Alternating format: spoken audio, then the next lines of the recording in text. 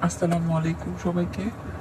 আমাদের হাতের তৈরি জাপানি মকুলচে নকশি কাঁথা গ্রামের মেয়েদের কর্মসংস্থার একটা উৎস।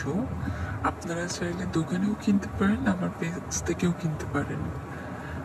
আমরা সব থেকে কম দামে হোলসেলে দিচ্ছি।